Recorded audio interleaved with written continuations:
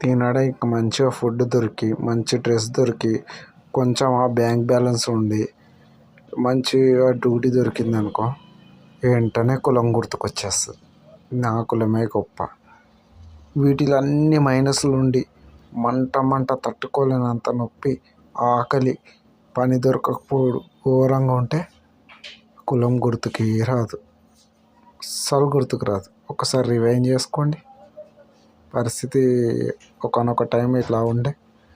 India richest కంట్రీగా ఉన్నప్పుడు వేరుగుండే, స్వతంత్రం వచ్చినప్పుడు కొత్తలో వేరుగుండే, ఒక 10-20 ఏళ్ళ కిందట పరిస్థితులు వేరుగుండే. ఇప్పుడు ఎలా ఉన్నాయి? ఇప్పుడు జర పనులు దొరుకుతున్నాయి. ప్రతి పని అమౌంట్ మంచిగానే సంపాదించుకుంటున్నారు. మంచి క్వాలిటీ ఫుడ్ తింటున్నారు. మంచిగా ఉంటున్నారు. ఇల్లు ఉంటుంది, అన్నీ ఉంటున్నాయి. పర్వాలేదు అనగానే వెంటనే కులం గుర్తుకొచ్చేసి మళ్ళీ ఏ కులపోడు ఆ కులానికి సంబంధించి రాజకీయంలో నెంబర్ 1 ఉండాలి. అంటే ఇప్పుడు ఏం చేయాలి? కులాన్ని రెచ్చగొడితే సరిపోతుంది. రెచ్చగొట్టేసినాం అనుకో ఓట్లు చీల్చుకోవచ్చు, గెలిచే అవకాశం గిట్ట ఉంటుంది. మళ్ళీ అందరి పరిస్థితి అదే. కొందరికి స్పెషల్ చట్టాలు ఉన్నాయి కదా, వాళ్ళు ఏం చేస్తారు? వాటిని మిస్యూజ్ చేస్తారు.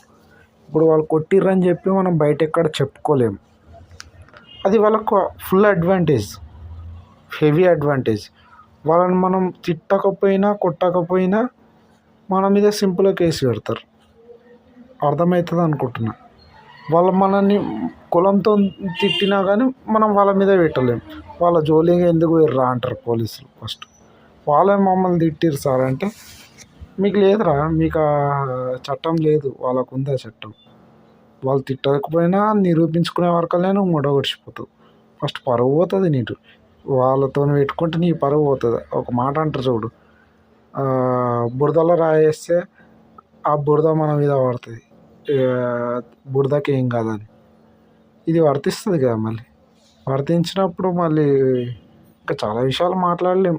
చాలా కాంప్లికేటెడ్గా ఉంటాయి, హెవీ కాంప్లికేటెడ్గా ఉంటాయి. ఇట్లా కోపం వచ్చి ఏం చేస్తారు? కాన్స్టిట్యూషన్కి, దేశానికి వ్యతిరేకమవుతారు, ప్లస్ మతానికి వ్యతిరేకమవుతారు. ఇట్లా సమాజంలో వచ్చిన దాన్ని బట్టి.